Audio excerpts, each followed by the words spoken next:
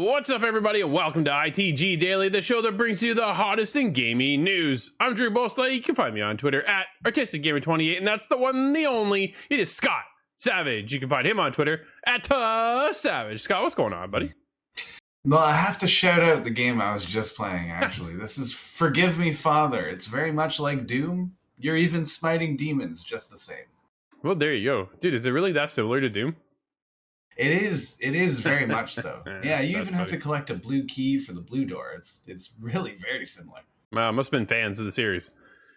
Dude, people can join us live every day, Monday to Friday at 11 a.m. Eastern over on twitch.tv/theofficial ITG, as well as YouTube at ITG. But if you can't join us live, hit us up later, InsideTheGame.ca, podcast services, and TV streaming networks around the globe. Coming up on today's show, it's a spicy one, Scott. We got a hot one today.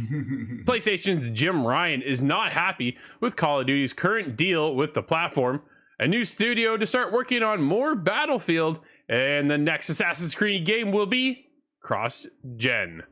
Interesting little show today, Scott. So let's get going because PlayStation is spicing things up. Here we go. PlayStation's Xbox Call of Duty offer was inadequate. Not cool, apparently. This comes from Christopher Dring over at gamesindustry.biz. Oh, just before we kick off here, I'm not sure if Xbox owes even a coffee to PlayStation. Right? That's the biggest thing for me, dude, is that like you didn't buy Activision. So how are you going to complain? Yeah, let's get into it. Microsoft has promised to keep Call of Duty on PlayStation for 3 years beyond the current agreement between Activision and Sony, says PlayStation CEO Jim Ryan. In a statement provided to GamesIndustry.biz, Ryan says the offer was, quote, inadequate on many levels, end quote. The disagreement between the two companies follows Microsoft's offer to buy Call of Duty Activision Blizzard in a deal worth nearly $69 billion. So, Scott, that's a lot of that's a lot of cash, dude. Oh, it's a huge amount of money. So I'm wondering what the expectation was. The deal is currently being scrutinized by competition regulators with the UK regulator, the Competition and Markets Authority. That is a fiasco right now going on there. Concerned over the possibility of Microsoft withholding or degrading Activision Blizzard's content from other consoles or subscription services. Are they in with PlayStation, Scott? Yeah, it was somebody maybe the one that tipped them to scrutinize it a little further. Yeah, last week Xbox revealed that it had, quote, provided a signed agreement to Sony to guarantee Call of Duty on PlayStation with feature and content parity for at least several more years, end quote, beyond Sony's existing contract with Activision. Xbox said this offer, quote, goes well beyond typical gaming industry agreements, end quote. The current deal between Sony and Activision Blizzard around Call of Duty is believed to cover the next 3 releases, including this year's Call of Duty Modern Warfare 2. However, Sony says the offer fails to consider the impact on PlayStation gamers. Quote, I hadn't intended to comment on what I understood to be a private business discussion, but I feel the need to set the record straight because Phil Spencer brought this into the public forum, end quote, Ryan stated. Quote, Microsoft has only offered for Call of Duty to remain on PlayStation for 3 years after the current agreement between Activision and Sony ends. After almost 20 years of Call of Duty on PlayStation, their proposal was inadequate on many levels and failed to take account of the impact on other gamers. We want to guarantee PlayStation gamers continue to have the highest quality Call of Duty experience, and Microsoft's proposal undermines this principle. Scott, let's just back this up real fast, because at one point Call of Duty had an exclusive deal with PlayStation. Yeah, and for at least the last few releases that I've seen people talking about this, of course. And right? PlayStation has had specific, albeit in-game items, but they've had specific digital kind of exclusivity. Right. So I'm not certain why that's all of a sudden not okay. It's and not. If it is so not okay, cry into Spider-Man's shoulder. I don't know how else to say that. It's not okay because it's not under their preferred platform. It's not under the PlayStation brand, and that's why it's not preferred by Jim Ryan. Unfortunately, they didn't come to the table with $69 billion. That's the deal. Yeah. That's business. Unfortunately, at the end of the day, again, where are you going to play Spider-Man, Scott? Where are you going to play God of War Ragnarok? Where are you going to play Horizon Forbidden West? Not on an Xbox console. But it was never there to begin with, so that makes it an okay exclusive. I'm really struggling to kind of find the mindset to understand this. It's definitely a bit or of why it's an issue. Well, it's an issue because it's not under Jim Ryan's control, right? Activision and Xbox now have the rights to withhold the property, the IP, from the PlayStation family. But Phil's like, we're not doing that. That's not what we're up to. We just like they even came out and nice. Well, Microsoft's been playing nice forever. Who hasn't been playing nice is PlayStation. And this is the most baffling part about it. I get there's obviously a lot of internal and other means that we have yet to uncover of what this whole kind of deal proposes in the grand scheme of things. But from Jim's perspective, he's not impressed by what's going to happen here with the future of Call of Duty. I think he's really nervous that he's not going to have the Call of Duty brand come to the PlayStation family consoles because Xbox owns Activision now, and they already stole Starfield. So does that mean they're going to take Skyrim away as well? And if this keeps going even further, and they're like, no, we'll play nice over there, dude, you're not going to get Skyrim on PlayStation. What about Overwatch? That's the one I'm thinking of coming up, but I'm not certain if it's been kind of decided if it's exclusive or not. It's I feel not like exclusive. That was discussed, but I don't believe it is, and it's free to play, which is going to put it on PlayStation as well, with other opportunities for monetization options and ability to then make a ton of money that way. But yet they now, because they make money, then have to pay a royalty or some kind of percentage over to Xbox, right? Like it's unfortunate for PlayStation fans if where Jim Ryan's fear is heading actually happens, right? Do you think after the 3-year deal is up that Xbox and Phil Spencer are like, nope, we're keeping Call of Duty to ourselves? Well, if public relations, if the kind of politics behind the two companies continue in this manner, I think it would come to an exclusivity agreement. That would be it.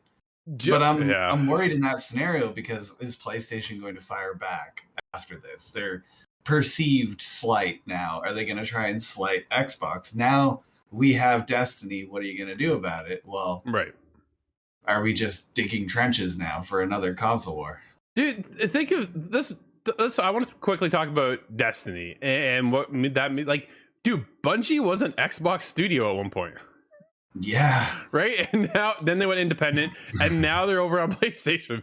Like, it's just what a turn of events over the past decade and a half, or 2 decades, maybe even at this point. Holy crap.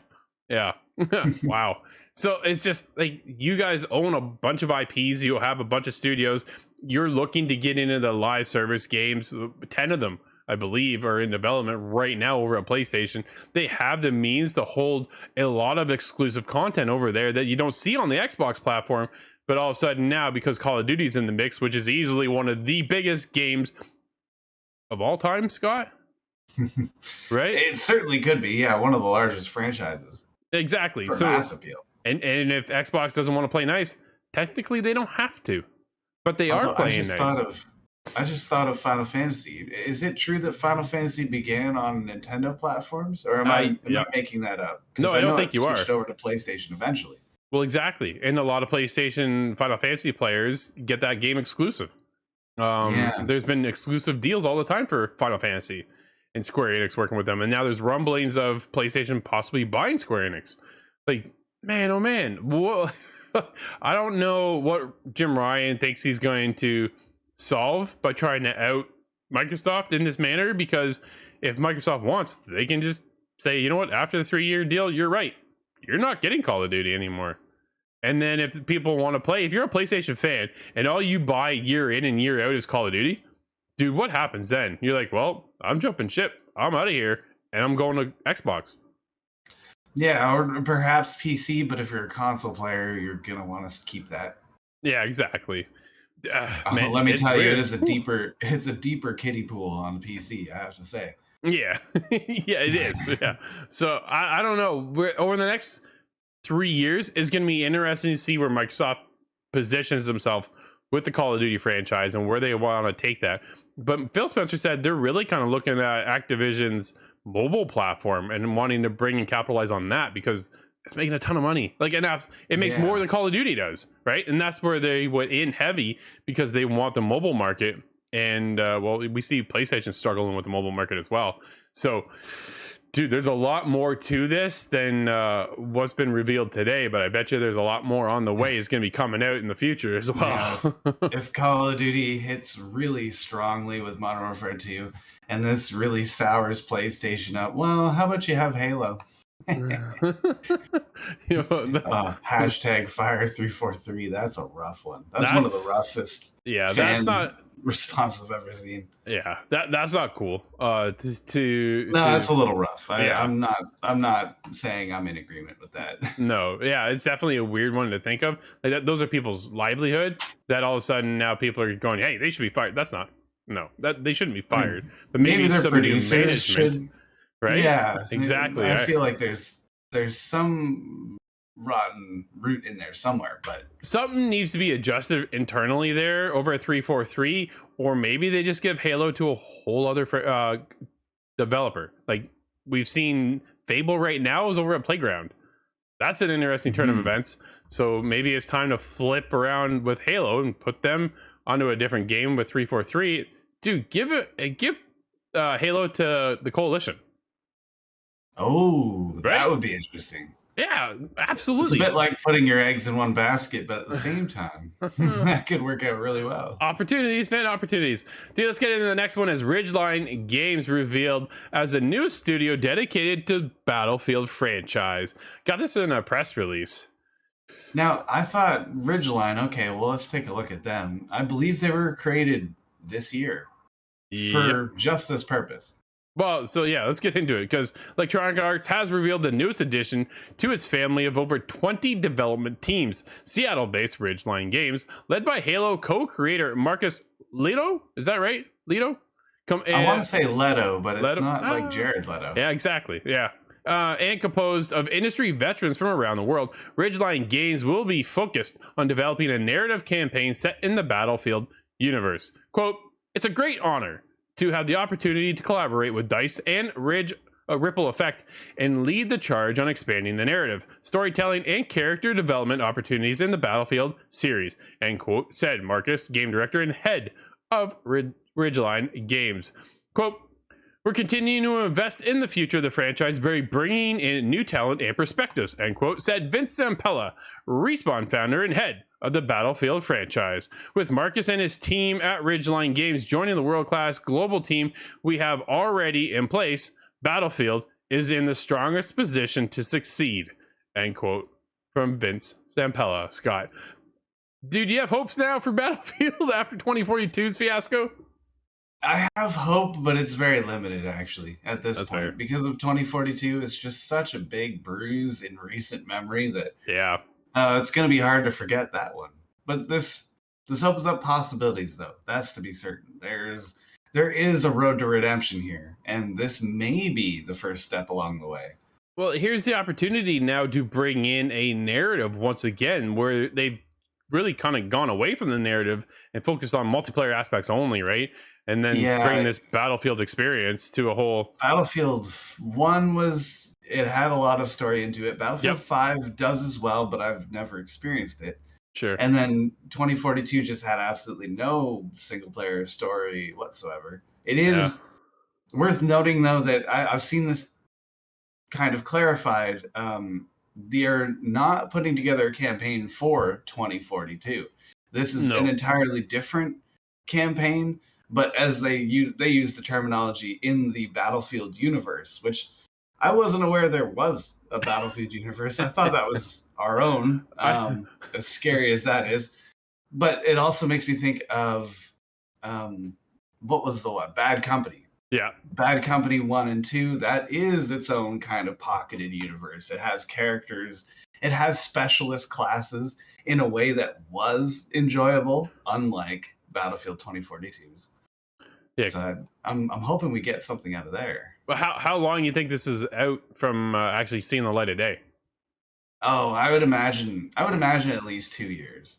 even if they're working with assets that are already created, I imagine it Sure. would still be quite a lot of work to be I had. wonder if they have like a campaign already fleshed out and they're able to build off of that, right? Pulling in what DICE has already started with Battlefield 2042. Do they keep it modern, or do they go into the Bad Company kind of timepiece of it all and go back in time to where they've built off of, because it was so successful? Everybody loved. Dude, do you think we get another Bad Company game?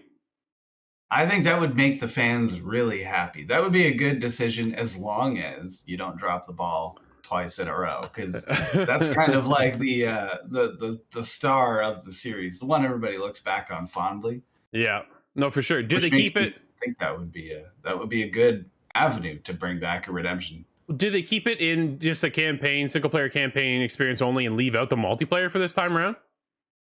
I think that would be a good idea, even if it's just mentioned as an aside, made to be an aside. Don't worry, Sure. multiplayer's coming next. But Yeah. Yeah. that would be quite okay with me.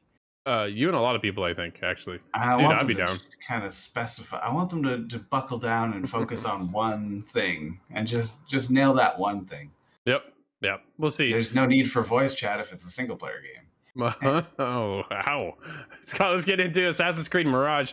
PSN listing confirms cross-gen release, free upgrade, and more. Yo, I'm excited for this. Michael Hardens over at PSU.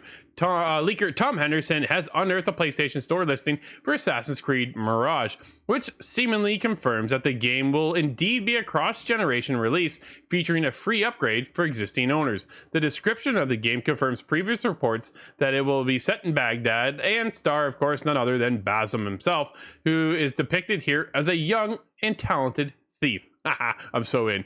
As mentioned, the game will release on both PS4 and PS5, and presumably PC, Xbox Series X and S, and Xbox One 2, and will allow users who purchase the game on PS4 to grab the PS5 digital version at no extra cost. That's a nice little bonus. If you own the disc version of on PS4, you have to insert it into your PS5 whenever you want to play, download. Whenever you want to whenever you want to play, download, or play the digital version. Dude, I'm just reading what's in front of me. Yeah, yeah, that tripped me up myself here. But that's weird. It makes sense because they're not trying to allow you to duplicate the game very easily. That's what that would entail. So that makes sense. But well, a free upgrade from PS4 to 5, that's quite unique.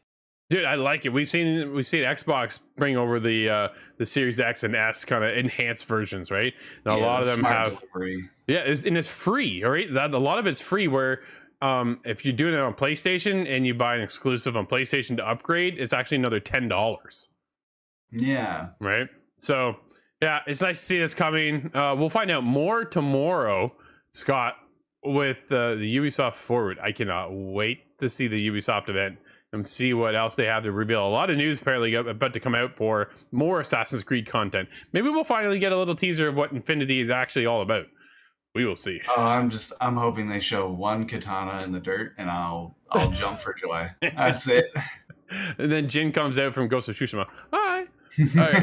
Hey, that would be a beautiful crossover. Let's do it. Absolutely. Scott, I'm tired of the exclusivity. Let's put them all together like a Smash Bros. Oh, wow. I'm telling you, Mortal Kombat needs to do that next. Rumors, Scott, Amy Hennig's Marvel game will feature Captain America and Black Panther in a World War II setting. David over at PSU. Yep.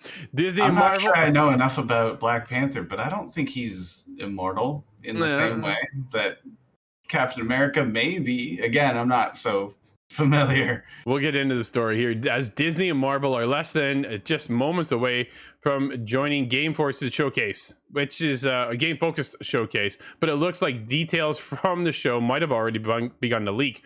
A Marvel focused leaks account on Twitter claimed that the game will be shown from Amy Hennig's team at Skydance New Media, will feature Captain America and Black Panther fighting Hydra during World War II. That's basically all we kind of know. So take this for a grain of salt, Scott. But there was rumors of a Fantastic Four game. Maybe that's yet to come as well. I don't know. That would be interesting though, right? I've never played a Fantastic Four game. That's kind of one of the least utilized superhero project ever. Did you ever see the movie? I saw two of them. One of them was okay. Yeah, it's been a while. Yeah. That's I remember Doctor Doom being good. really, I'm trying to Like think of that one. the Really? bad guy. Yeah. Yeah. Huh. I remember playing Fantastic Oh, that was the Four in the Rise Lego of games. Silver Surfer. That was the Silver Surfer, which is another potentially even lesser used project. Absolutely. Captain America, one of the most well known, I think, in the MCU Marvel universe. So it's cool. Let's see. I'm curious to see how they tie in Black Panther, but Amy and her team, I'm sure, quite capable of doing that. Scott, we'll find out more later today and then report on that on Monday. But let's get into what Xbox is doing, as Xbox is asking insiders to help shape the new Xbox home experience. Scott, new dashboard, dude. This comes from Stephanie over at VG 24/7. Microsoft is changing up the UI on Xbox consoles and wants users' input on the layout, design, and ease of access changes. Starting this week, a random subset Can we get folders of Xbox insiders in the alpha skip ahead ring will see some of these changes on the Xbox team experiments with different approaches. In addition, the team is exploring options for new game channels and collections when you scroll down. This will include content curated for you based off the games you've played, or how to make the most out of your Game Pass subscription. Dude, that's pretty cool. Some of the key changes on the first round of preview updates include a jump back in row. Okay. There is one of those, but it's a little hidden. A little bit, yeah. So they're going to make it a little bit maybe a more prominent and out front, so you can see it. A lot of these are expected to be changes coming in 2023, Scott. Okay. Whew. Well, there's a future to it. There's at least I think an update is necessary because it's been so long. You think so? The kind of exact same. Well, when I started my Series X up for the first time, I thought, well, this looks familiar. But what I want them to roll it back to is, do you remember the 360 blades? Okay, so that was just, they updated that as I came over to the Xbox side. I was always on PlayStation. Okay. Yeah, I was always on PlayStation. So I bought Xbox because Splinter Cell Conviction was an Xbox exclusive. So I'm like, yo, I can't play Splinter Cell anywhere else, and this is the next one. I'm getting myself an Xbox. And I've been here ever that's since. what PlayStation is afraid of. Oh no, it's been happening for years. Yeah, exactly. So now we see, dude, you think we see some about Splinter Cell tomorrow at the event, please? Oh, I'm really hoping so. Side tangent. Welcome to ITG Daily. It would be very easy for that to make my day, like for that presentation. Yeah, just a little something, little more than just the goggles coming down. Oh man, we'll see. I doubt we see anything. Even if it was the goggles come down, but then it's Sarah Fisher's voice. Okay, that tells me enough. Yeah. Change it up. I'm down to see if Sarah can take over. You think Sarah's going to take over the franchise? Well, I think it's dude. Possible. Sam's old, and Sam's he must be 60s now. Well, you see how agile though. The timeline. Dude, he's super agile in Siege. I'm just saying. That's true. That's just possibilities. Well, through the use of those devices, I mean, he could stay useful for a very long time. Well, I wonder. Yeah, we got way off topic from Xbox's dashboard update, but it looks cool. But yeah, dude, Splinter Cell. If we go into Sarah, I'm down for that. Let Sam kind of take maybe more of a back seat and kind of give it all the mission details and things like that, and then let Sarah go out and be the nimble one. Wilkes does one half of a mission, and then Sarah takes it over. Dude, oh man, what a series! I can't believe it's been gone that long. But Scott, we do have a couple games out for today. What do we have? We have NBA 2K23 releasing today, and that's on the Xbox One, XS, PlayStation 4, 5, PC, and the Nintendo Switch, which is a bit of a surprise to me. We also have another ginormous hit on the Switch. This is Splatoon 3 drops today, and I'm actually very excited for that one. Yes, I'm missing the hat. I'm supposed to be wearing the hat. Oh, Scott, I tell you. We'll have more details on Splatoon 3 next week, so make sure you check that out. Scott, just like that, buddy, that's going to wrap up today's show. Everybody, thank you so much for hanging out with us. This has been ITG Daily, the show that brings you the hottest in gaming news. You can always join us live at 11 a.m. Eastern, Monday to Friday on twitch.tv/the official ITG, as well as YouTube at ITG. But if you can't join us live, hit us up later inside the game.ca, podcast services, and TV streaming networks around the globe. Until Monday, I'm Drew, that's Scott. We'll see you inside the game.